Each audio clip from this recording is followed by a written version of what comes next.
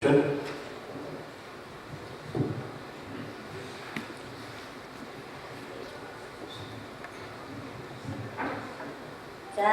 та бүхнийхээ аюулгүй Монголын альтгыг санхүүгийн зохицол хороо үүсгэн байгуулагдсны 19-ны баярын арга хэмжээний хүрээнд энэ зохион байгуулалт орчин үеийн санхүүгийн зах зээлийн зохистой зохицуулалт зохицуулагч байгууллагын хөгжлийн чиг хандлага сэдвээр манай эрдэнэ шинжилгээ практикийн баг үргэлжлэн ирсэн та бүхэнд баярлалаа. Тэгээд та бүхэнд баярын мэндчилгээ төвшүүлье.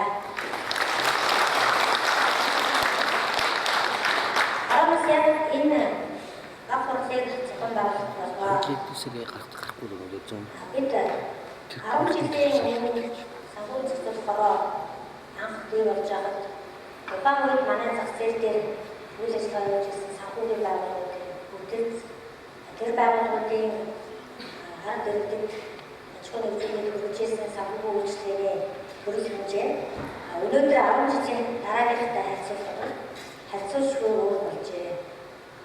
Хэдийгээр бид нар саяны видеонд харуулсан энэ зах зээл дээр олон амжилтуудыг гаргасан энэ зах маань байнга хөгжиж, дэвшиж, тушаага тэмүүлж ажиллаж ирсэн ч гэсэн бид одоо энэ баяраа тэмдэглэхийн ялдам, амжилтаа тэмдэглэхийн ялдам цаашаа бид 10 жилийн дараа хаа хүрэх ёстой вэ? Хаана очиж энэ зах зээлийг хүргэх вэ гэдэг дээр бид нэр нэлээд сайн ачаал хөдлөж ажиллах шаардлагатай гэж үзэж хороо 10 жилийн арга хэмжээний хүрээнд Монгол улсын санхүүгийн зах зээлийг хөгжүүлэх дараагийн 10 жилийн үргэлжлэх хөтөлбөр ямар эрхэм зорилгоодыг тусгаж ямар зорилготой байсан байгаа гэдгийг өнгөрсөн 14 хоногийн өмнө үйлдвэрээс зөвлөж ярьж тодорхойлсон.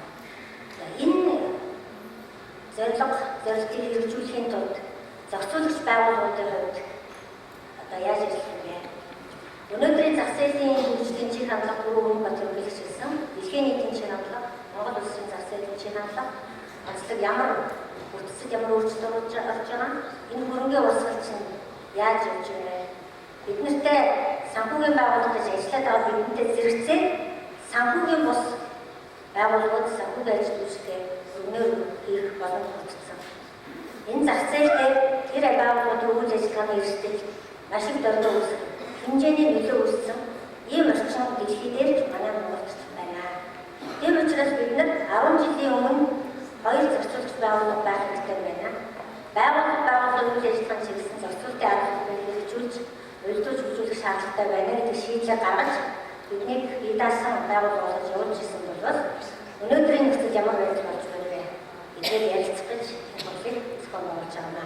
Ингээд амжилттай оролцож, ингээд ихтгэл тавьж, санал бодлоос одоо солилцож хэлж илэрхийлж байгаа та бүхэндээ бас дахиад баярлалаа. Бид судалгаа хийж үзсэн. 10 жилийн өмнө өнөөдөр манай санхүүгийн зах зээлийн бүтэц, зах зээл дээр оролцогчдын бүтэц, энэ зах зээл дээр хөрөнгөний урсгалын байдал ямар байна вэ? Одоо зөвхөн банкны үйл ажиллагаа явуулах болсон байна. Манай бүх банкуд ялангуяа дөрвөн том банк байна. Санхүүгийн бүх төрлийн үйлчлэгийг явуулдаг санхүүгийн компани хэлбэрт орсон байна. Тэгэхээр энэ чиг хандлагыг дараа дэлхийн бусад улс орнууд ч гэсэн өөрсдийнхөө зохицуулалтын арга хэлбэрээр тактикаар чиг хандлагаа өөрчлөв. Дөрвөн том банк даатгалтай байна. Дөрвөн том банк хөрөнгө оруулалтын зах дээр хастиган үйлчлэгийг хийж эхэлж байна. Бүх банкуд зөрчилдөөн үйлчлэгийг хийж байна. Бүгд хөрөнгө үнцасны компаниудтай болчихлоо. Энэ нэг банкнд байгаа хадгалан эзэмшигчдийн мөнгө хэлбэрээ өөрчлөөд өөр санхүүгийн байгууллагуудыг актив болох боломжтой болсон байна. Бидний өнөөдрийн хяналт зохицуулалт хийж байгаа байдал байна. Нөгөө байгууллагуудаа чиглэсэн зохицуулалтын бүрэн зүрийн бас хяналтын тэр хэмжээс байгаа. Тэгэхээр энэ бол биш юм байна гэдэг нь энэ судалгаараа харагдсан юм аа. Тийм учраас энэ асуудлыг өнөөдөр гаргаж ирж та бүхэнд бас энэ зах зээл дээр идэвхтэй үйл ажиллагаа явуулдаг. Ялангуяа энэ зохицуулалтын байгууллагуудын үйл хөдлөлгөө шийдвэрээс бизнесийн чиглэл заяа шийдэгдэх учраас нэлээд одоо өөрсдийнхөө халуун амьдралын тохиолдож байгаа бэрхшээлийг түрүүний манай хартас хөшөөрөнд ярих бахаа гэж бодож энэ дөрвөлийг бас зохион байгуулж байна. Тэгээд аль солонгос улсаас ирж бас өөрсдийнхөө орны зохицуулалтын чиг хандлага, хөгжлийн байдлын хандлага бас манай хүмүүс итгэл тавьж өгсөн. Танд баярлалаа. Солонгос орны төлөвшөнд баярлалаа. Танхимаараа ялгаж баярлалаа.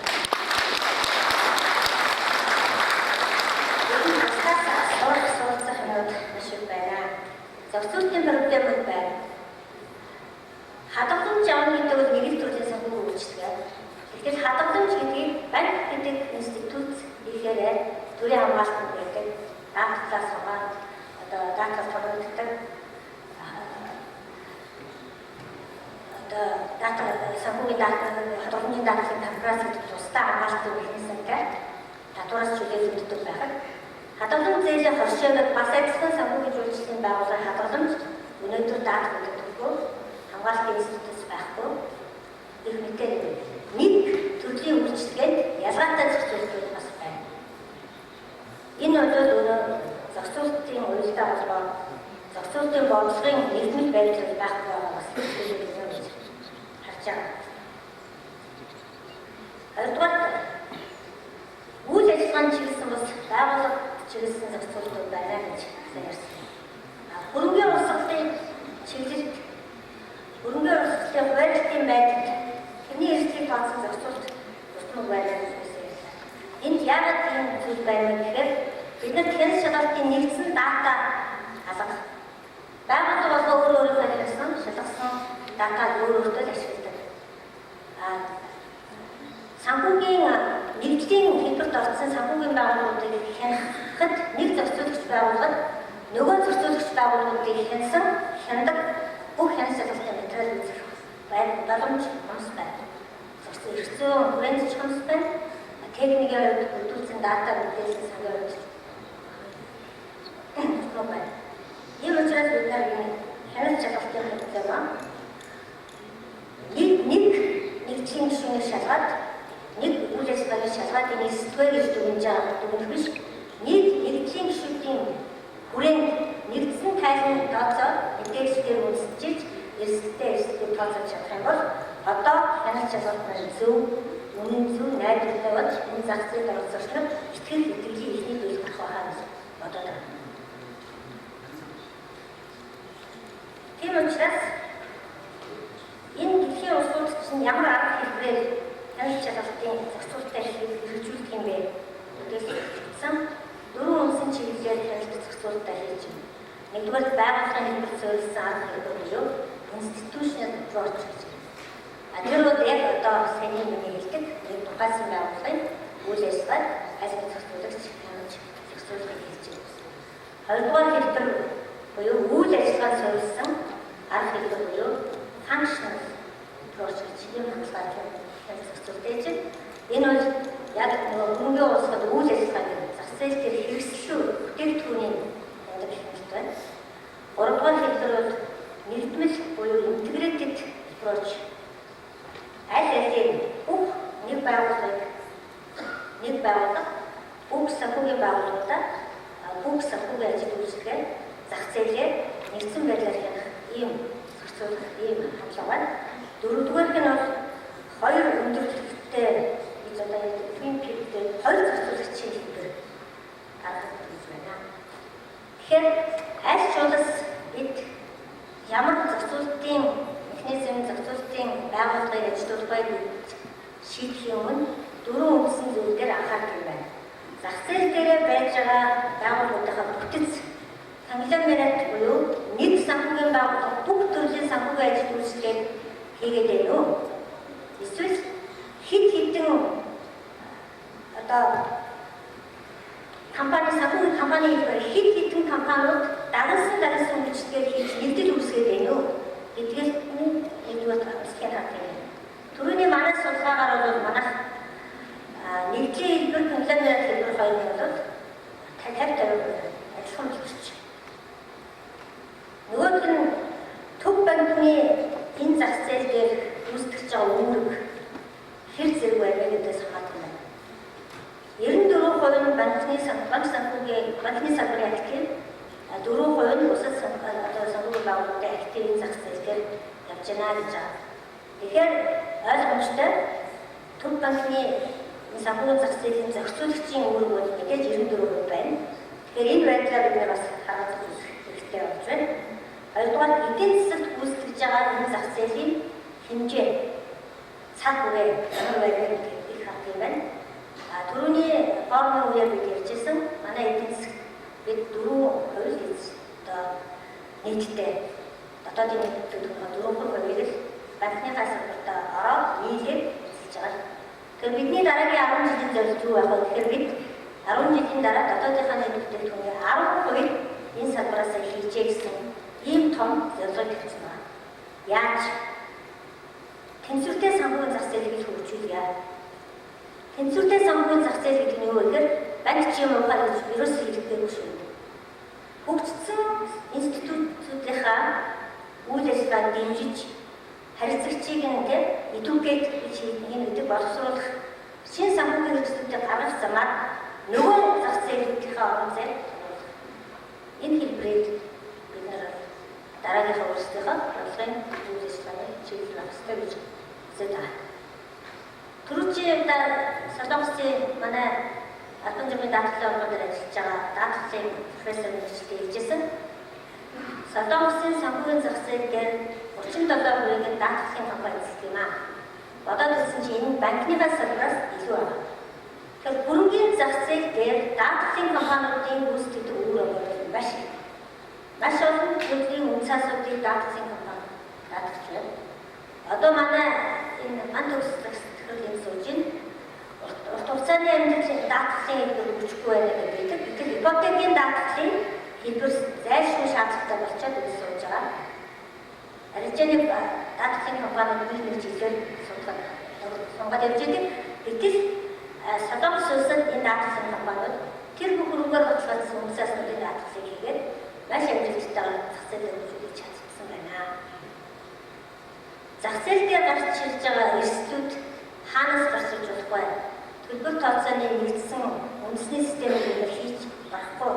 Одоо нэгдүүлж үндэсний төлбөр тооцооны нэгдмэл баримтаа болохгүй бол түрүүний өнөөгөө төлөвлөгчийн хэлдэг шиг оператор компаниуд, IT компаниуд энэ зах зээл дээр ямар нэгэн кибер аюулгүй байдлаа хангаагүй ийм орчинд төлбөр тооцоо хийх юм үүсэл байна.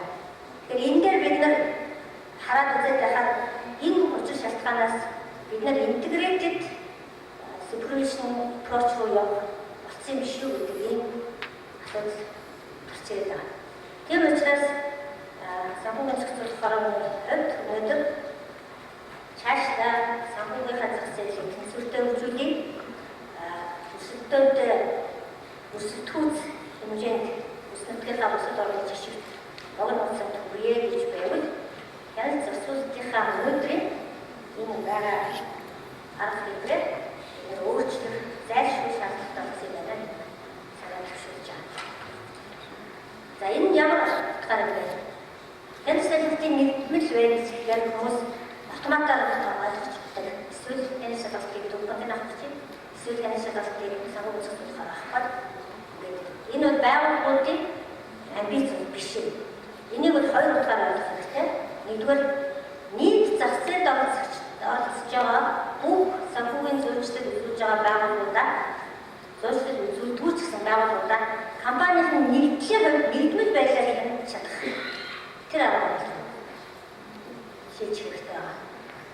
Би жишээлх юм бол өнөөдөр үнцасны TDB гэдэг үнцасны компаниг шалгах байгаа бол цаад банкнд юм уу, даатгалын компанид юм уу учирч болох эрсдлийг би бас харж чадахгүйгээр энэ оролцогч бүхэлдээ энэ санхүүгийн зах зээл дээр эрсдэл учруулахгүй байна гэж дүгнэж чадахгүй. Тэгэхээр энэ утгаараа нэгдмэл буюу consolidated тэгээ prudential зохицуулалтын орчинд явах хэрэгтэй байна гэдэг санаа. Нөгөөх нь бол түрүүний ярьдаг integrated буюу бүх зах зээлийг бүгдэн хянаж чадах зохицуулалтын нэг байгууллага болов. Нэг зохицуулалтын одоо арга руу арах юм хоёр талаас нь асуудлыг өчүүсгэх хэрэгтэй байна. За энэний давуу тал нь юу юм бэ? Макро бусад улсууд одоо Эдгээр сан дэлхийн банк яг энэ талаар маш их судалгаанууд хийсэн байна. бид нэр ажилтны сангийн хийсэн судалгааг бас нэлээд авч үзсэн. Энэ судалгаан дээр ерөнхийдөө ингэж дөрвөн ажигласан байна. Зохицуулах бүрээгээ ерөнхийдөө санхүүгийнхаа бүх зах зээлийг банк даатгал үнсаасны буюу бусад зах зээлийг зэмлээд санхүүгийн тогтвортой байдлыг хангах хэмжээний зохицуулалтаа макро пруденшл зохицуулалт гэж нэрлээд энэ талаараа бол ихэнхдээ бусад улсууд төв банк нь одоо хэмжиж зохицуулж хариуцж байгаа юм. Бусад санхүүгийн зөвлөлтийн байгууллагынхаа эсэлгүй байх үйл ажиллагааных нь найдвартай байдлыг хангадаг тэр зохицуулалтын хэмжээг микропруденшл арга гэж хэлдэг юм. Энийгээ бол бие даасан хямд зохицуулалтын нэгдмэлийн байгууллагууд хийгээд явдаг. Гурав дахь хандлага буюу үйлчлүүлэгчдийн эрх ашиг хамгаалах маркет контакт тэр өрсөлдөөний орчныг хангах зах зээлийн өрсөлдөөний энэ шудраг байдлыг хангах бас ийм институтууд зохицуулалтын институтууд байдаг юм байна. Энийг хэн хийдэг вэ гэхээр түрүүний банк улсын холбоо шиг энэ зах зээл дээр ёс зүйтэй, этиктэй шударгаар үүсгэх нөхцөлийг гишүүн байгууллагууд маань хэр зэрэг хангаж байна вэ?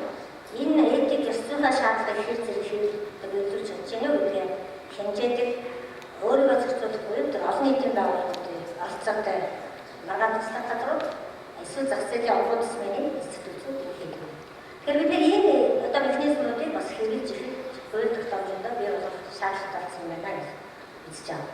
Ийм учраас эдгээр шаардлагуудыг үндэслээд санхүүгийн зохицуулах орноос